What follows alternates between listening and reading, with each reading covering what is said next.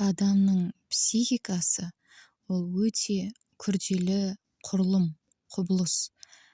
Және де жалпы бақытты өмір сүру үшін ең бастысы адам өзін өзі түсіне білуі керек.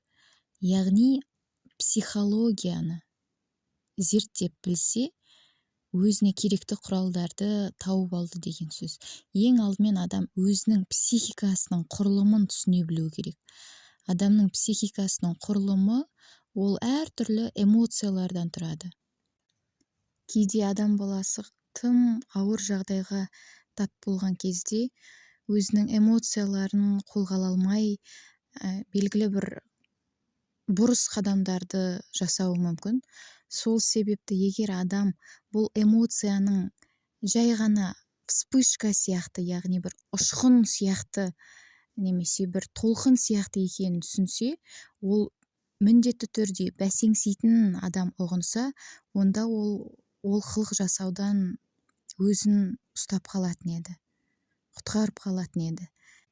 Яғни кез келген жағдайда, әсіресе бір қиын жағдайда адам эмоцияның жетегінде кетпеуі керек. Адам ол жануар емес, ол өз эмоцияларын билей алады.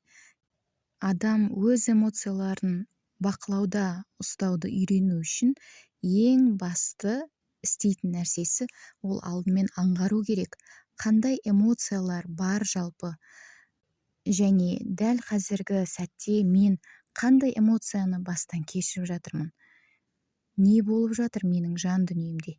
Адам соны ұғыну керек.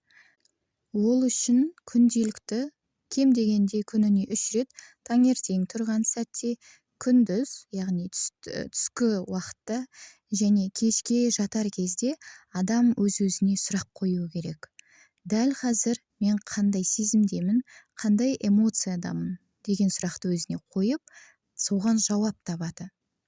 Бұл сұрақты өзіне көп қойған сайын, және де адам өзінің жан дүниесін көп зерттеген сайын, өзін жақынырақ тани түсетін болады, және жақынырақ біліп, өзін-өзі, өзінің эмоцияларын, сезімдерін билей алатын болады.